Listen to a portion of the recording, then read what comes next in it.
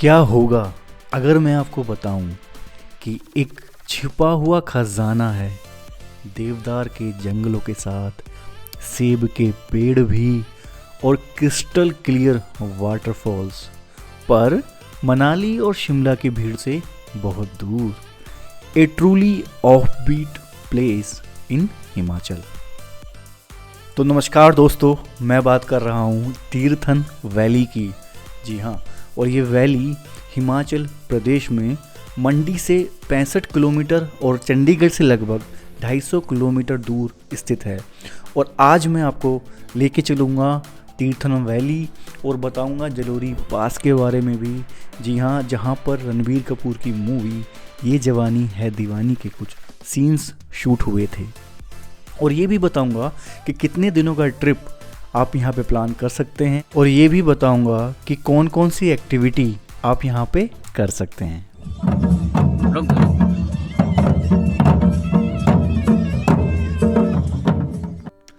तो सबसे पहले बात करते हैं कि कैसे आप तीर्थन घाटी जा सकते हैं। तो सबसे अच्छा तरीका तो आपका व्हीकल ही है, पर अगर वो ऑप्शन नहीं है तो पब्लिक ट्रांसपोर्ट सर्विसेज जैसे शेयर्ड कैब, बसेस और टैक्सी भी अवेलेबल हैं। और आप अगर अपने व्हीकल से जा रहे हैं तो 2 रूट हैं यहाँ पहुँचने के। दोनों ही रूट सीनिक ब्यूटी के मामले में बराबर हैं। आप जो चाहें वो रूट चूज़ कर सकते हैं। तो पहला रूट जो है, आप दिल्ली से चंडीगढ़ जाएंगे और चंडीगढ़ से मंडी जाएंगे और मंडी से आप जाएंगे गुसैनी से पहले एक मनाली की तरफ सड़क कट जाती है जहाँ पर और टनल आती है। तो आपको टनल के अंदर नहीं जाना है, टनल से राइट होना है गुसैनी की तरफ।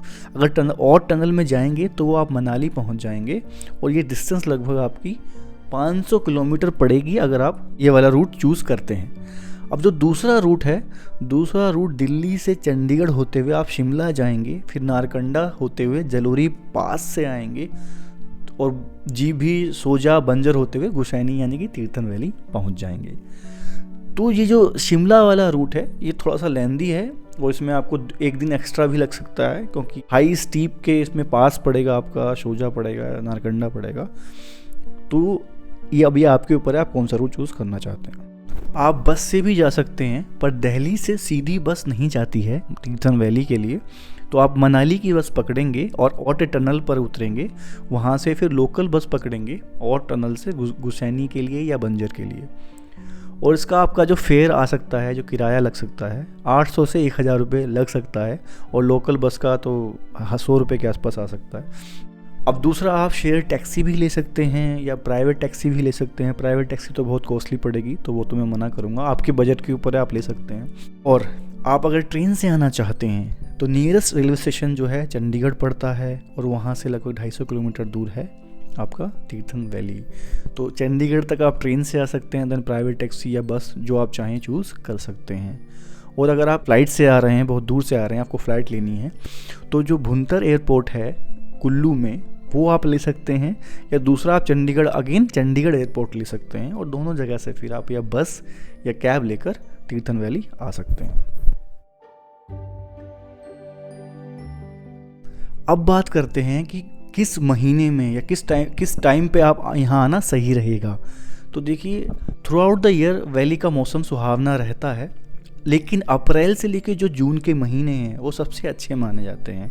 और कुछ ये आप पर भी निर्भर करेगा। फॉर एग्जांपल, अगर आपको लाइव स्नोफॉल देखना है तो आप जनवरी से फरवरी में आइए, बहुत बर्फ़ मिलेगी आपको यहाँ पे। और अगर आपको प्लेजेंट वेदर चाहिए, आपको ठंडी नहीं अच्छी लगती है, तो अप्रैल से लेकर जून के महीनों में आइए। पर मॉनसून सीज़न अवॉइड कीजिएगा, क्योंकि लैंडस्लाइड का ख़तरा होता है, आप गाड़ी स्किड कर सकती है। एक चीज़ और, अगर आप जलोरी पास को प्लान कर रहे हैं आप अपनी जर्नी में, तो ये चीज़ याद रखिएगा, जलोरी पास दिसंबर से लेकर फरवरी के महीनों में बंद रहता है। तो अगर आप जलोरी पास आना चाहते हैं तो आपको ये महीने अवॉइड करने पड़ेंगे, क्योंकि वहाँ पर काफ़ी स्नोफॉल होती है और वो उन महीनों में बंद रहता है। अब बात करते हैं स्टे कहाँ पे किया जाए, रुकने की जगह। तीर्थन वैली के जितने भी आपके गांव या शहर हैं, इसमें आपको होटल, गेस्ट हाउस मिल जाएंगे, हर तरह की सुविधा मिलेगी आपको। आप वुडन कॉटेज चूज़ कर सकते हैं, होम स्टे चूज़ कर सकते हैं, होटल ले सकते हैं या कैंपिंग कर सकते हैं। और अगर आपके पास खुद का कैंपिंग गियर है तो आप अपना टेंट भी लगा सकते हैं, वो कोई इशू नहीं है। पर एक चीज़ याद रखिएगा, एडवांस में बुकिंग नहीं कीजिएगा वरना आपको महंगा पड़ेगा। वहाँ जाइए, देखिए और खुद वहाँ जाकर बुक कीजिए। वैसे तो आप वैली के किसी भी टाउन में रुक सकते हैं, जैसे जीभी, बंजर, गुशैनी, शोजा, घियागी। पर मेरा सजेशन ये रहेगा, अगर आप जलोरी पास देखना चाहते हैं तो बंजर, जीभी और शोजा में रुकिए, क्योंकि वहाँ से जलोरी पास पड़ता है और 2-3 ट्रैक और हैं जो वहाँ से पास पड़ते हैं। और रही बात बैंक, ATM, ये आपको मिल जाएगा, कोई इशू नहीं आएगा इनका भी। और मोबाइल नेटवर्क की अगर मैं बात करूँ तो हर तरह के प्रीपेड और पोस्ट पेड कनेक्शन यहाँ पे काम करते हैं।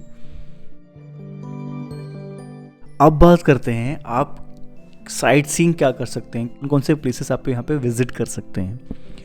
तो पहली चीज़ आप देख सकते हैं the great Himalayan national park, जो कि एक यूनेस्को साइट भी है। जी हाँ, और इसमें आप बर्ड वॉचिंग कर सकते हैं, ट्रैकिंग कर सकते हैं और कैंपिंग वगैरह कर सकते हैं। दूसरा आप कर सकते हैं जलोरी पास। जी हाँ, वही पास जहाँ पर रणवीर कपूर की मूवी की शूटिंग हुई थी, और वही जो आपने वीडियो के शुरू में भी देखा होगा जहाँ मैं लाइव स्नोफॉल में खड़ा हुआ हूँ, वो जलोरी पास ही है। तो इसका जो एलिवेशन है 3200 मीटर के आसपास है। लेकिन एक चीज़ का ध्यान रखिएगा, आपको प्लेन में गाड़ी चलाने की आदत है, आपको पहाड़ी पे उतना एक्सपीरियंस नहीं है, तो यहाँ पर खुद गाड़ी लेके मत आइएगा। सड़कें बहुत छोटी हैं और स्टीप सड़कें हैं, तो कोशिश कीजिए लोकल कोई ड्राइवर हायर कर लीजिए या लोकल गाइड हायर कर लीजिए। और एक चीज़ और, यदि आप दिसंबर, जनवरी या फरवरी के महीनों में आ रहे हैं यहाँ पे, तो काफ़ी हैवी स्नोफॉल होता है, तो उसी के हिसाब से अपने कपड़े लेके आइएगा, उसी के हिसाब से प्लानिंग कीजिएगा।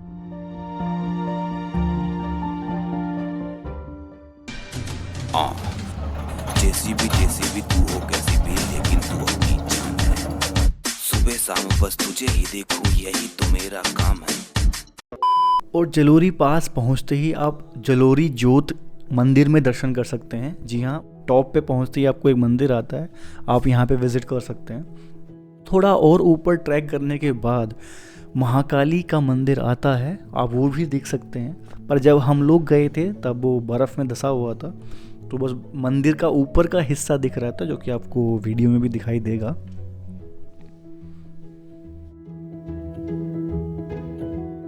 और महाकाली मंदिर दर्शन करने के बाद यहीं से सीधा ट्रैक शुरू होता है, लगभग 4 किलोमीटर का। मैं बात कर रहा हूँ सिरोलसर लेक की। जी हाँ, आप यहाँ से हाइक कर सकते हैं, और ये काफ़ी फेमस और सैक्रेड लेक है हिमाचल की। चारों तरफ फॉरेस्ट से घिरी हुई है, और इसके बारे में काफ़ी लोक कथाएं हैं, लेजेंड्स हैं हिमाचल में। जैसे कि यहाँ पर एक मंदिर है, बूढ़ी नागिन टेम्पल, जो कि कहते हैं 60 नाग देवताओं की माँ हैं, उन्हीं का एक टेम्पल है, और ये काफ़ी सैक्रेड प्लेस है, तो आप ये भी विज़िट कर सकते हैं। पर एक चीज़ का ध्यान रखिएगा, लेक के अंदर ना जाएं, कोई स्विमिंग करने या डाइव मारने ना जाएं, क्योंकि लोकल लोग इस अपने देवता की और इस लेक की पूजा करते हैं, तो आप उनको हर्ट कर सकते हैं या उनको एंग्री कर सकते हैं, तो इसको अवॉइड करें। दिसंबर से लेकर फरवरी तक लेक लगभग अनएक्सेसिबल हो जाती है, क्योंकि काफ़ी हैवी स्नोफॉल होता है, तब आप विज़िट नहीं कर पाएंगे। उसके बाद विज़िट करेंगे तो अच्छा रहेगा। और बूढ़ी नागिन टेम्पल के दर्शन करने के बाद आप वापस आकर जलोरी पास से रघुपुर फोर्ट का ट्रैक शुरू कर सकते हैं, जो कि यहाँ का सबसे हाईएस्ट प्लेस भी है। जी हाँ, ये है लगभग 3400 मीटर पर, और जलोरी पास से 3 किलोमीटर का ट्रैक जाता है रघुपुर फोर्ट के लिए। ये एक हिस्टोरिकल प्लेस है जो कि बनाया था मंडी के राजा ने अपने ऊपर हमला होने से बचने के लिए, या सेफ्टी के लिए कह लो, या वॉर के टाइम पे ये बनाया गया था। और इस पूरे ट्रैक में आपको रोडोडेंड्रोन के फॉरेस्ट मिलेंगे और काफ़ी मज़ा आएगा। हम तो नहीं जा पाए थे क्योंकि उस टाइम पे काफ़ी हैवी स्नोफॉल हो रहा था और वो रास्ता लगभग बंद था। और अगर आप रघुपुर फोर्ट आए हैं समर के महीनों में, तो वहाँ पे आप कैंपिंग भी कर सकते हैं, आप नाइट स्टे कर सकते हैं अगर आपके पास एक्स्ट्रा डेज हैं तो रघुपुर फोर्ट ट्रैक करने के बाद आप वापस अपनी बेस लोकेशन बंजर या जीबी, जहाँ पर आप रुके हुए हैं, वहाँ आएंगे। और वहाँ से अगले दिन चहनी कोठी का ट्रैक करेंगे, जो कि बंजर से लगभग 2-3 किलोमीटर आता है। सीधा ऊपर की तरफ आप जाएंगे। चैनी कोठी जो है पत्थर के स्लैब और लकड़ी के बीम से बनाया हुआ एक 1500 साल पुराना एक महल है, जिसे दधिया कोठी भी कहा जाता है। कुल्लू के पुराने राजा राणा दधिया का किला था, उनका फोर्ट था, और उस ज़माने में ये 15 मंजिला हुआ करता था, लेकिन 1905 के भूकंप के बाद ये लगभग 10 मंजिल ही रह गया है। चैनी कोठी जाने के बाद, वहाँ घूमने के बाद आप श्रृंगा ऋषि के टेम्पल जा सकते हैं। ये भी बंजर से 3 किलोमीटर ही पड़ता है। इस टेम्पल की खासियत ये है, इस टेम्पल में देवी शांता के साथ श्रृंग ऋषि की मूर्ति है, जिसकी लोकल लोग पूजा करते हैं, उनकी डेटी है लोकल। और जब हम लोग वहाँ पे गए थे तब भी काफ़ी पूजा चल रही थी, और भंडारा भी होता है वहाँ पे, फ्री आप खाना खा सकते हैं। और सेम डे श्रृंगा ऋषि मंदिर का दर्शन करने के बाद आप तीर्थन वैली के वाटरफॉल्स देख सकते हैं। तीर्थन वैली में कई तरह के वाटरफॉल्स हैं, कुछ अननेम्ड हैं, कुछ नेम्ड भी हैं। जैसे जिभी में 2-3 वाटरफॉल्स हैं जहाँ पे आप जा सकते हैं, आप नहा भी सकते हैं, डुबकी भी लगा सकते हैं, जो चाहे कर सकते हैं। तो ये तो हो गई साइट सीइंग। अब कौन कौन सी एक्टिविटी आप और कर सकते हैं तीर्थन वैली में? तो ट्रैकिंग तो हो ही गई, आपको मैंने 2-3 ट्रैक बताए। दूसरा, जो तीर्थन घाटी फेमस है अपनी फ़िशिंग एक्टिविटी के लिए। जी हाँ, आप यहाँ पर फ़िशिंग भी कर सकते हैं, और ट्राउट मछली पकड़ने के लिए जानी जाती है तीर्थन वैली। तो अगर आप अप्रैल से लेके अक्टूबर के बीच में आएंगे, तब आपको यहाँ पे एंगलिंग आप कर सकते हो, ट्राउट मछलियाँ पकड़ सकते हो। जी हाँ, उसका मज़ा भी ले सकते हो। दूसरा, कैंपिंग कर सकते हो, रात में कैंप लगा सकते हो लेक किनारे। बोन फायर का मज़ा ले सकते हो आप रात में तारों के साथ। तो इस तरह से काफ़ी सारी एक्टिविटीज़ और काफ़ी सारी साइट सीइंग आप यहाँ पे कर सकते हो, और वो भी बिना भीड़ के, बिना शोरगुल के। और मैं बता रहा हूँ आपको, यहाँ बहुत मज़ा आएगा। मैं यहाँ पर 4 दिन रहा और मेरा हर एक दिन काफ़ी पीसफुल और मज़ेदार रहा।